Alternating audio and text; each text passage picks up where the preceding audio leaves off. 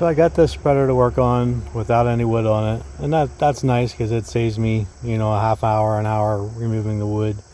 But there are some things I would try to identify with the wood on that I kind of have to maybe not guess at, but use a little bit more brain power to figure out if it needs fixed.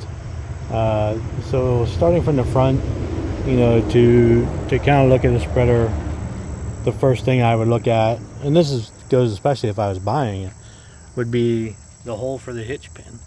And that hole for the hitch pin is actually fairly round, which could indicate that it wasn't used very hard. The next thing is the jack. And I don't lose a lot of sleep over jacks anymore because I find it's just easier to replace them with a newer style jack.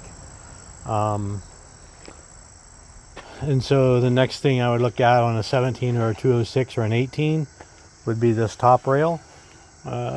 Both these have been replaced at one time. You can tell because it's not rounded over here. It's squared off, which indicates it's been replaced. And one of the steps the first thing I do after I get the wood off is basically mark these as 1, 2, 3, 4, and on this one that would be 5. So I will mark all the floor rails, and that way I get them in the right order. As you may know, the floor actually tapers, so the front rail is going to be shorter than the back rail. And one thing to look at too would be these angle irons. So far these look pretty good.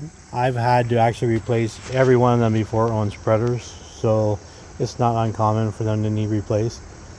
The next thing, and this is where it would be easy to tell with a wood floor because the axle would actually run into the floor, but here I'll just use a level, so the axle will actually eat into the floor. The axle goes up in between those two rails and would actually rub into the floor. So what that means is basically it'll get a new plate here and new plate on the other side, and that's pretty there's very few spreaders I don't replace those on because it needs done almost every time.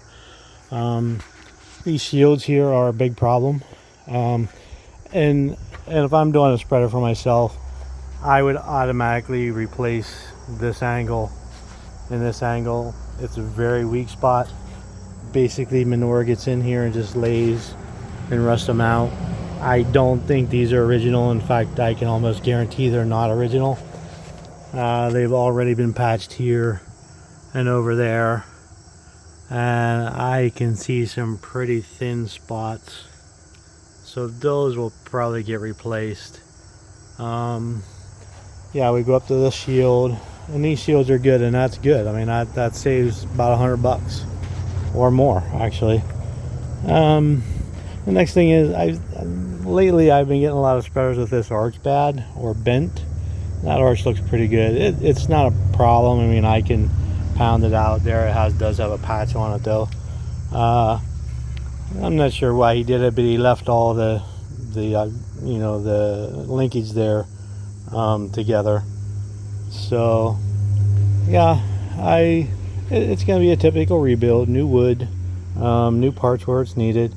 He actually supplied most of the parts, which I don't have a problem with because, quite frankly, on the parts I make very little money.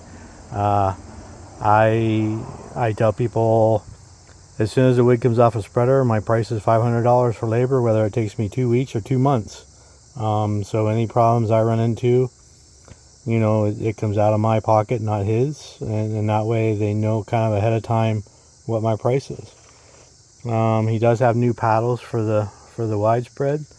He has a new apron chain.